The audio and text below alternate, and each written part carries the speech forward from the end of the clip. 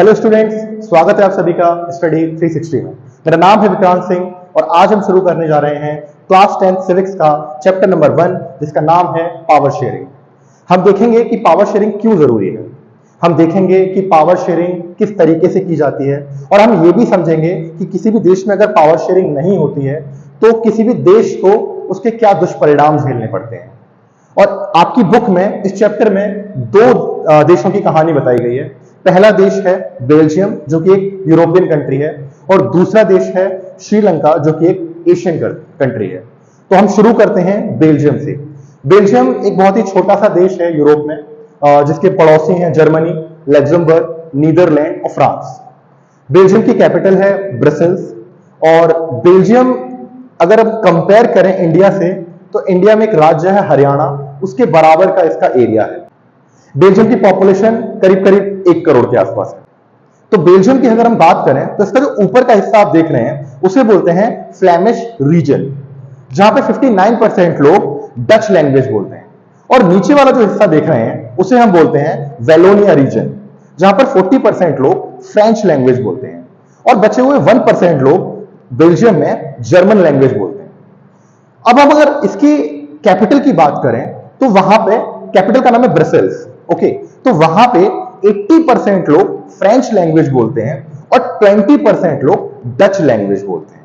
तो जो आप देख रहे हैं कि कैपिटल में फ्रेंच स्पीकिंग लोग बहुत ज्यादा हैं, लेकिन जब हम देश से कंपैरिजन कर रहे हैं तो वहां पर डच स्पीकिंग लोग फ्रेंच स्पीकिंग से ज्यादा हैं। तो हुआ क्या कि बेल्जियम में 1950 से 1960 के बीच फ्रेंच स्पीकिंग और डच स्पीकिंग जो लोग थे उनके बीच आपस में टेंशन बढ़ने लगी, क्योंकि फ्रेंच स्पीकिंग लोग जो थे वो ज्यादा डेवलप्ड थे और ज्यादा रिच थे as compared to Dutch speaking people. तो बेल्जियम में इस बढ़ती हुई टेंशन को रोकने के लिए कुछ काम किए गए। वो काम क्या थे? वहां का जो कॉन्स्टिट्यूशन था उसमें कुछ चेंजेस किए गए। तो वो चेंजेस क्या थे हम उनको समझते हैं। तो पहला चेंज था कि भाई वहां पे जो डच स्पीकिंग और फ्रेंच स्पीकिंग मिनिस्टर्स थे उनकी संख्या बराबर रहेगी। ठीक है, यानी देश में ऐसा नहीं होगा कि फ्रेंच स्पीकिंग जो मंत्री हैं वो ज्यादा हैं और डच स्पीकिंग मंत्री कम हैं। ठीक है, दूसरा पॉइंट क्या था कि कोई भी स्पेशल कानून पास कराना होगा तो उसमें डच स्पीकिंग लोग जो थे और फ्रेंच स्पीकिंग जो लोग थे उनसे बराबर उनकी हिस्सेदारी होगी, उनसे इक्वली पूछा जाएगा कि कानून कैसे पास करना है, क्या करना है, कोई भी चीज होगी उस पर डिस्कशन होगा अच्छे से। थर्ड पॉइंट क्या था कि भाई स्टेट गवर्नमेंट जो थी ना वो सबऑर्डिनेट नहीं है सेंट्रल गवर्नमेंट की, यानी उससे छोटी नहीं है। जो स्टेट गवर्नमेंट थी वो सेंट्रल गवर्नमेंट के इक्वल थी। और फोर्थ पॉइंट क्या था कि जो बेल्जियम की कैपिटल है ब्रसेल्स, वहां पे एक अलग सरकार होगी और वहां पे फ्रेंच स्पीकिंग और डच स्पीकिंग जो लोग हैं उनका इक्वल रिप्रेजेंटेशन होगा। आपको अगर याद हो, मैंने आपको क्या बताया था अभी इनिशियली कि बेल्जियम में जो उसकी कैपिटल थी ब्रसेल्स, वहां पे 80% फ्रेंच स्पीकिंग लोग हैं। लेकिन जो चेंज किया गया संविधान में उसके हिसाब से चाहे भले ही 80% है फ्रेंच स्पीकिंग लोग, लेकिन रिप्रेजेंटेशन दोनों का इक्वल होगा। और लास्ट पॉइंट, लास्ट जो चेंज था वहां के संविधान में वो क्या किया गया था कि भाई बेल्जियम में अब कम्युनिटी गवर्नमेंट भी होगी। तो ये जो चेंजेस किए गए बेल्जियम में ये इतने शानदार थे कि वहां पर यूरोपियन यूनियन का हेडक्वार्टर बनाया गया। क्यों? क्योंकि सब लोग इंस्पायर्ड थे कि बेल्जियम ने अपनी पावर शेयरिंग की समस्या को कितना इजीली सॉल्व कर लिया। मतलब हमें सुनने में कॉम्प्लेक्स लग रहा है कि भाई एक ब्रसेल्स में गवर्नमेंट होगी, कम्युनिटी गवर्नमेंट होगी, सेंट्रल गवर्नमेंट होगी, स्टेट गवर्नमेंट होगी, लेकिन बच्चों याद रखना किसी भी देश में सरकार इस तरीके से चलनी चाहिए कि वहां पे सभी लोग खुश रहें, हर कम्युनिटी के लोग खुश रहें। और बेल्जियम ने ये सॉल्यूशन बहुत अच्छे से करके दिखाया। ऐसा नहीं था कि पावर सिर्फ किसी एक ही समाज के लोगों के पास थी या एक ही भाषा बोलने वाले लोगों के पास थी, ऐसा नहीं था। पावर को सभी में बराबर बांटा गया, इसी को तो बोलते हैं पावर शेयरिंग। तो यहां पर ये हैप्पी एंडिंग हुई बेल्जियम की। अब हम एग्जांपल देखते हैं श्रीलंका का, और यहां हैप्पी एंडिंग नहीं होगी, यहां कुछ खतरनाक होने वाला है। तो श्रीलंका जो है वो एक आइलैंड नेशन है जो इंडियन ओशियन में है, यानी हमारा समुद्री पड़ोसी है श्रीलंका। तो वहां पे क्या था, तो अब हम देखते हैं श्रीलंका का एग्जांपल। तो बेसिकली श्रीलंका अपना समुद्री पड़ोसी है, ठीक है, और श्रीलंका की पॉपुलेशन करीब करीब 2 करोड़ के आसपास है, ठीक है। और वहां का एथनिक जो कंपोजिशन था, तो श्रीलंका के एथनिक कंपोजिशन को मैं आपको समझाता हूं। तो श्रीलंका में बेसिकली क्या था, 74% जो लोग थे वो थे सिंहला स्पीकिंग पीपल, यानी वो लोग कौन सी लैंग्वेज बोलते थे, वो लोग सिंहला लैंग्वेज बोलते थे। और इनका धर्म क्या था, ये बेसिकली जो मोस्टली थे ये लोग, ये बुद्धिस्ट थे। 18% जो थे वो थे तमिल स्पीकर, यानी वो लोग क्या बोलते थे, वो तमिल लैंग्वेज बोलते थे, राइट। तो उस तमिल में भी एक तो थे जो श्रीलंका के नेटिव थे, जो शुरू से ही श्रीलंका में रहे हैं, जिनका जन्म वगैरह सब कुछ श्रीलंका से था, ठीक है। तो वो तमिल स्पीकिंग थे। और उन्हीं 18% में जो कुछ लोग थे वो थे इंडियन तमिल्स। ये इंडियन तमिल्स कौन थे, अंग्रेज लोग इन इंडियन तमिल्स को इंडिया से श्रीलंका लेकर गए थे चाय की खेती करवाने के, ओके। और वहां पे 7% कौन थे, वो थे क्रिश्चियन थे, जिनमें से कुछ लोग सिंहला लैंग्वेज भी बोलते थे और कुछ लोग तमिल भी बोलते थे। तो ये है श्रीलंका का एथनिक कंपोजिशन। तो हम समझते हैं मेजॉरिटेरियनिज्म इन श्रीलंका। अब श्रीलंका में क्या होगा, वहां की गवर्नमेंट खुलकर जो मेजॉरिटी में है उनको सपोर्ट करेगी। और मेजॉरिटी में कौन है, सिंहलास। मैंने आपको बताया 74% जो पॉपुलेशन है वो किसकी है, सिंहला स्पीकिंग लोगों की है। तो वहां की सरकार अब खुलकर अपीजमेंट करेगी किसका, सिंहलास का, उनके लिए सब कुछ करेगी। और जितने भी तमिल स्पीकिंग है उनके साथ डिस्क्रिमिनेट करेगी, जिसकी शुरुआत होगी 1956 से, जहां पर सिंहला लैंग्वेज को वहां की ऑफिशियल लैंग्वेज बना दिया गया। फिर क्या किया जाएगा, उसके बाद जितनी भी सरकारी नौकरियां होंगी, उन सरकारी नौकरियों में श्रीलंका की गवर्नमेंट सिर्फ किसको फेवर करेगी, सिंहला स्पीकिंग लोगों को फेवर करेगी। यानी नौकरी लेने के लिए अगर दो लोग जा रहे हैं, एक तमिल है और एक सिंहला बोलने वाला है, तो तमिल बोलने वाले को नौकरी नहीं दी जाएगी, सिंहला बोलने वाले को नौकरी मिल जाएगी। और इससे पता चलता है कि वहां का जो कॉन्स्टिट्यूशन है वो भी किसको प्रोटेक्ट कर रहा है, सिंहला लैंग्वेज को प्रोटेक्ट कर रहा है और उनके लैंग्वेज को प्रोटेक्ट कर रहा है।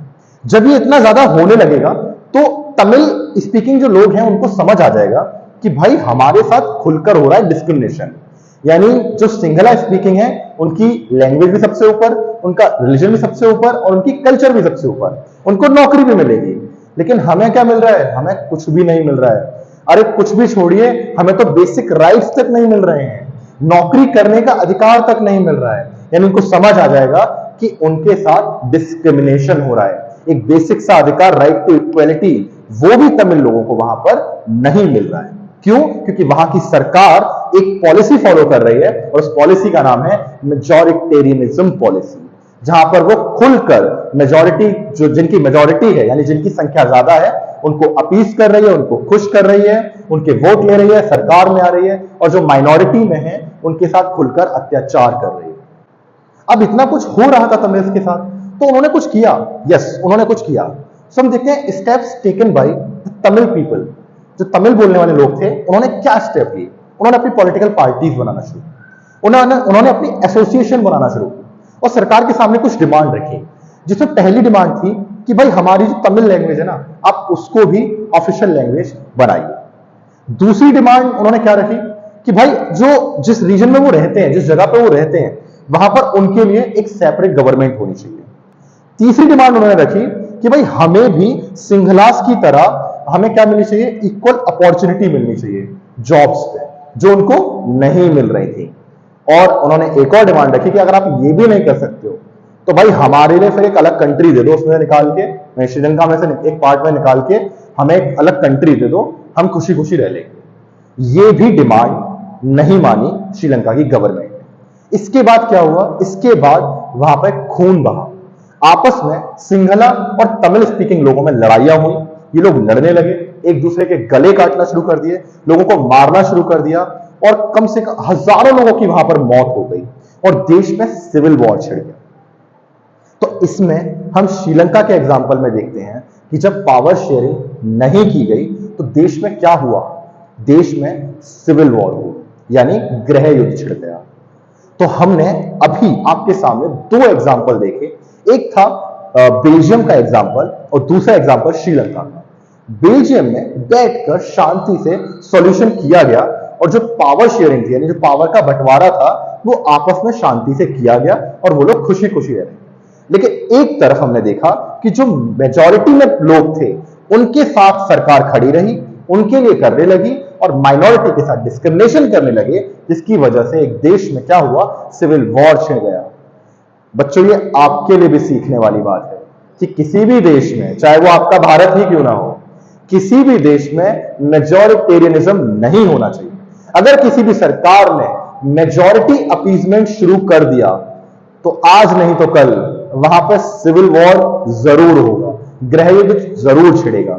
आप माइनॉरिटी को एक लिमिट तक परेशान कर सकते हैं, लेकिन जब आप उन्हें इतना परेशान कर देंगे कि जब अगर सोच लिया कि भाई मुझे फर्क नहीं पड़ता, अब मैं अपने अधिकार के लिए लड़ूंगा, अब मैं देश में आग लगाऊंगा, तो याद रखिए आपके देश में जरूर गृह युद्ध छिड़ जाएगा।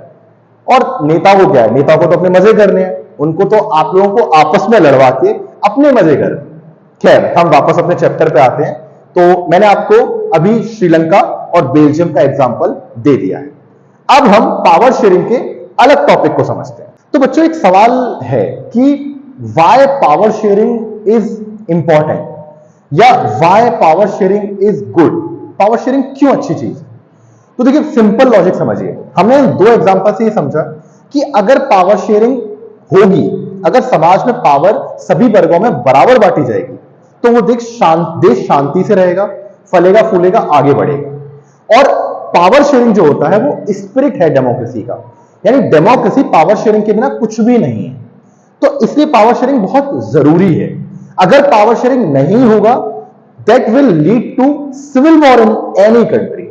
अगर पावर शेयरिंग सही से नहीं होगा, अगर देश में जो अलग अलग समाज हैं उनमें पावर नहीं बटेगी, तो क्या होगा, देश में सिविल वॉर होने लगेगा। तो इसलिए power sharing is very important, और आई शुड से कि पावर शेयरिंग इज डिजायरेबल, बहुत जरूरी है, पावर शेयरिंग होनी ही चाहिए। Okay, so now the next topic is forms of power sharing. सो अलग अलग टाइप होते हैं पावर शेयरिंग के। तो उनमें से एक टाइप है horizontal distribution of power sharing. Horizontal distribution of power sharing यानी हमारी सरकार के कुछ अंग होते हैं, ऑर्गन्स ऑफ द गवर्नमेंट, ठीक है, उनमें पावर डिवाइड की जाती है। और वो ऑर्गन कौन कौन से हैं? लेजिस्लेचर, एग्जीक्यूटिव और जुडिशरी।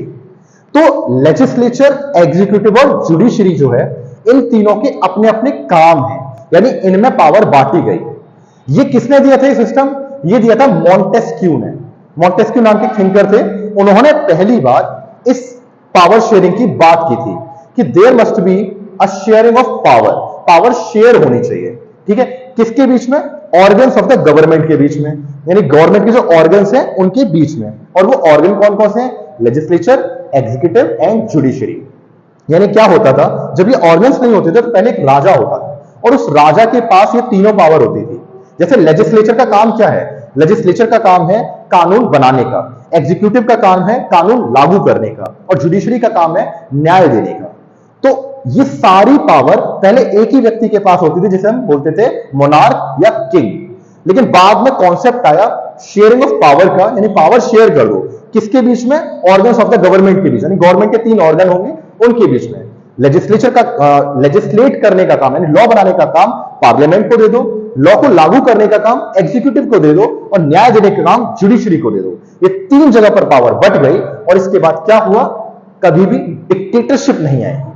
यानी ऐसा नहीं होगा कि किसी एक के पास पावर आ जाए और वही सब कुछ करने लग जाए, क्योंकि एक बात हमेशा याद रखिएगा, power corrupts and absolute power corrupts absolutely. यानी जब किसी के पास एब्सोल्यूट पावर हो जाती है ना, तो वो 100% करप्ट हो जाता है, फिर वो देश में गलत करने लगता है, ठीक है, उससे पावर संभलती नहीं, ठीक है। So this is the horizontal distribution of power share, okay, जो किसके बीच है? Legislature, executive and judiciary. अब next form of power sharing है, वो है power sharing among different social groups. मतलब समाज के अलग अलग लोगों को पावर शेयर की गई है। जैसे इंडिया में कैसे की गई है? इंडिया में मेंबर ऑफ पार्लियामेंट बनते हैं, तो मेंबर ऑफ पार्लियामेंट में बहुत जो भी सीट्स होती हैं, यानी जहां से भी चुनाव लड़ा जाता है, वहां पे एससी एसटीज के लिए जो सीट्स हैं वो रिजर्व की गई हैं। यानी कुछ ऐसे शहर या कुछ ऐसे कॉन्स्टिट्यूएंसीज हैं जहां पर सिर्फ एससी लोग चुनाव लड़ेंगे, जहां पे एसटी समाज के चुनाव लड़ेंगे, ठीक है। तो ये क्या है? ये समाज में डिस्ट्रीब्यूट की गई है कि भाई सोचो, अगर ऐसा ना किया जाता तो हो सकता है पूरे देश में सिर्फ जनरल कास्ट के लोग ही जाके पार्लियामेंट में बैठ जाते, लेकिन इंडियन कॉन्स्टिट्यूशन ने इससे समाज में भी पावर को शेयर किया। पावर को शेयर कैसे किया कि भाई आगरा की कोई सीट है, आगरा एक शहर है, उसकी एक कॉन्स्टिट्यूएंसी है जहां से मेंबर ऑफ पार्लियामेंट का चुनाव होगा, लेकिन वहां से कौन चुनाव लड़ सकता है? सिर्फ शेड्यूल कास्ट का व्यक्ति, यानी एससी समाज का व्यक्ति। अगर ऐसा नहीं होता, मान लीजिए ऐसा नहीं किया होता, तो सोचिए कि पूरे देश से हो सकता है सिर्फ जनरल कास्ट के लोग ही जाकर पार्लियामेंट में बैठ जाते। तो क्या ये ओबीसी एससी एसटी के साथ भेदभाव नहीं होता? बिल्कुल होता, क्योंकि उनका रिप्रेजेंटेशन कभी पार्लियामेंट में पहुंच ही नहीं पाता। तो इसी को बोलते हैं कि पावर को समाज के अलग अलग वर्गों में बांटना, कभी जाति के आधार पर तो कभी भाषा के आधार पर। जैसे हमारे देश में भाषा के आधार पर एक प्रदेश बनाया गया था, उसका नाम था आंध्र प्रदेश। ये भी क्या था? ये भी पावर को बांटना हुआ कि आपने एक राज्य बना दिया एक अलग भाषा के लोगों के लिए। ये अच्छी चीज है। पावर जितना ज्यादा बटेगी उतने ही कम कॉन्फ्लिक्ट होंगे। पावर, अच्छा कहां पर? ये भी डाइवर्स कंट्री में। जैसे इंडिया एक डाइवर्स कंट्री है, अगर यहां पर पावर किसी एक पार्टी के पास, किसी एक व्यक्ति के पास रहेगी तो देश में हमेशा कलेश होंगे, ठीक है। लेकिन अगर पावर आप जितनी ज्यादा डिस्ट्रीब्यूट करोगे, ठीक है, डिसेंट्रलाइज करोगे चीजों को, उतना ही ज्यादा देश अच्छे से चलेगा। ओके। और नेक्स्ट और लास्ट जो आपका टॉपिक है इसी पावर शेयरिंग में, वो है power sharing among different political parties and pressure groups.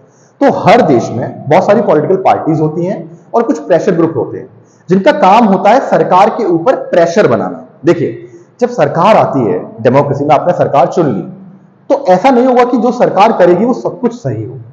इसलिए जो विपक्ष में पॉलिटिकल पार्टियां होती हैं उनका काम होता है सरकार के ऊपर दबाव बनाना कि नहीं, आप ये नहीं करोगे, आप ये काम करो। जैसे सरकार 3 किसानों के कानून लेकर आई थी, ठीक है, तो विपक्षी पार्टियां पूरी किसानों के साथ हो गई थी, क्योंकि किसान नहीं चाहते थे कि वो 3 कानून पास हो, वो नहीं चाहते कि वो 3 कानून लागू हो, क्योंकि उनसे किसानों को प्रॉब्लम हो रही थी, ठीक है। तो वहां क्या किया गया? वहां पे प्रेशर बनाया गया। वहां प्रेशर बनाया विपक्षी पार्टियों ने, और किसने? किसान यूनियन ने। तो किसान यूनियन क्या है? वो एक प्रेशर ग्रुप है। कांग्रेस क्या है? वो एक पॉलिटिकल पार्टी है, लेकिन वो विपक्ष में है। तो इन्होंने मिलकर प्रेशर बनाया किसके ऊपर? जो पार्टी सरकार में थी, यानी बीजेपी के ऊपर। तो ये क्या हुआ कि भाई अलग अलग जो पार्टीज हैं, जो प्रेशर ग्रुप है, उनके पास अपनी पावर होती है, ठीक है, जिससे वो क्या कर, मतलब पावर शेयर है, वैसे उनसे पावर शेयरिंग हुई है। यहां पे भी उनके पास पावर है, एक विपक्षी पार्टी के पास पावर है, एक ट्रेड यूनियन के पास पावर है, किसान यूनियन के पास पावर है, स्टूडेंट यूनियन के पास पावर है, बिजनेस यूनियन के पास पावर है। ये पावर क्यों है? ताकि सरकार के ऊपर प्रेशर डाल सकें कि नहीं भाई आप ये काम नहीं करोगे, अगर आप ये काम करोगे तो ये गलत काम है और हम ये नहीं होने देंगे। यानी सरकार को थोड़ा सा डरा कर रखना, ठीक है। और अगर आप सरकार फिर भी ऐसा करेगी तो अगली बार हार जाएगी, सिंपल। तो यहां पर आपका पावर शेयरिंग चैप्टर कंप्लीट हो जाता है। बहुत ही इजी चैप्टर है। अगेन मैं आपको इस चैप्टर के नोट्स प्रोवाइड करा दूंगा, आपके बोर्ड एग्जाम्स के लिए बहुत इंपॉर्टेंट है। और भी कोई बच्चे इस वीडियो को देख रहे हैं, चाहे वो यूपीएससी की तैयारी करने वाले हो, एसएससी की तैयारी करने वाले हो, या किसी भी एग्जाम की तैयारी करने वाले हो, या वो बच्चे जो अच्छे नागरिक बनना चाहते हैं, उनके लिए भी ये वीडियोस बहुत इंपॉर्टेंट है। देखिए, सोशल साइंस बहुत जरूरी होता है, यानी हिस्ट्री, सिविक्स, ज्योग्राफी, इनको समझना बहुत जरूरी होता है। ये आपको हेल्प करते हैं एक अच्छा नागरिक बनने। तो आप वीडियो को लाइक कीजिए, शेयर कीजिए और सब्सक्राइब कीजिए हमारे चैनल को। और अपना ख्याल रखिए, और कोई भी प्रॉब्लम हो हमें कमेंट बॉक्स में लिखिए, व्हाट्सएप करिए, आपकी प्रॉब्लम का समाधान जरूर होगा। Thank you.